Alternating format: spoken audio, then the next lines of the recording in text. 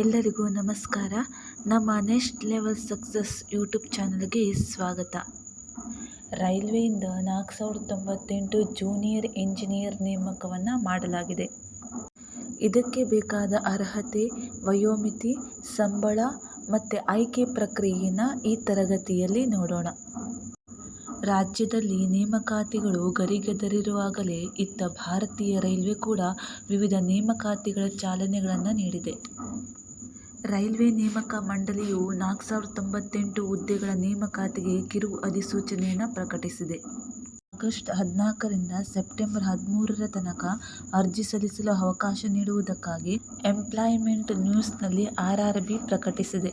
ಒಟ್ಟು ಹುದ್ದೆಗಳ ಪೈಕಿ ರಾಜ್ಯದ ನೈಋತ್ಯ ರೈಲ್ವೆಗೂ ನಿಗದಿತ ಹುದ್ದೆಗಳನ್ನು ಮೀಸಲಿಡಲಾಗುತ್ತದೆ.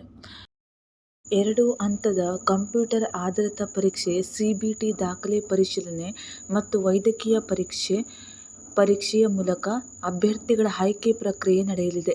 ಕನ್ನಡ, ಕೊಂಕಣಿ ಸೇರಿದಂತೆ 13 ಪ್ರಾದೇಶಿಕ ಭಾಷೆಗಳಲ್ಲಿ ಪರೀಕ್ಷೆ ಬರೆಯುವ ಅವಕಾಶವೂ ಸಿಗಲಿದೆ.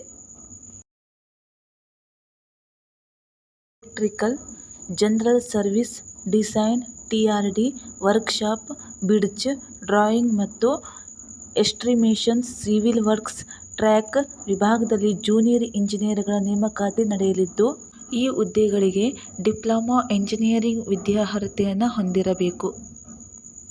ಸಿವಿಲ್ ಇಂಜಿನಿಯರಿಂಗ್ BSc ಪೂರ್ಣಗೊಳಿಸಿದರೂ ಅರ್ಜಿ ಸಲ್ಲಿಸುವ ಅವಕಾಶವಿದೆ. ಇಲ್ಲಿ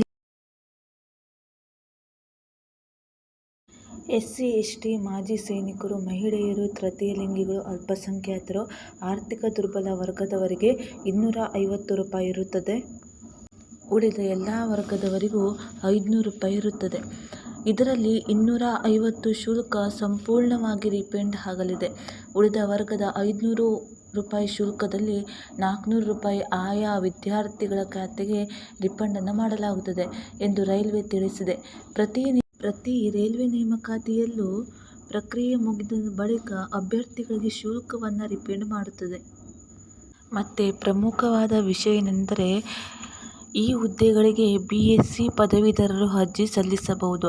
ಆದರೆ ಅಭ್ಯರ್ಥಿಗಳು ಪದವಿಯಲ್ಲಿ ಭೌತಶಾಸ್ತ್ರ ಮತ್ತು ರಾಸಾಯನಿಕ ಶಾಸ್ತ್ರವನ್ನು ಕಡ್ಡಾಯವಾಗಿ ಅಧ್ಯಯನ ಮಾಡಿದ್ದು, ಅವುಗಳಲ್ಲಿ ಕನಿಷ್ಠ ಶೇಕಡಾ 45 ಅಥವಾ ಅದಕ್ಕಿಂತ ಹೆಚ್ಚು ಅಂಕಗಳನ್ನು ಪಡೆದು ತೇರ್ಗಡೆಯಾಗಿರುವುದು ಕಡ್ಡಾಯವಾಗಿರುತ್ತದೆ. 18ರಿಂದ 33 ವರ್ಷದೊಳಗಿನ ಅಭ್ಯರ್ಥಿಗಳಿಗೆ ಅವಕಾಶವನ್ನು ನೀಡಲಾಗುತ್ತದೆ. ಈ ವಿಡಿಯೋ ನಿಮಗೆ ಇಷ್ಟವಾದರೆ like, share, comment and subscribe ಮಾಡಿ. Thank you all.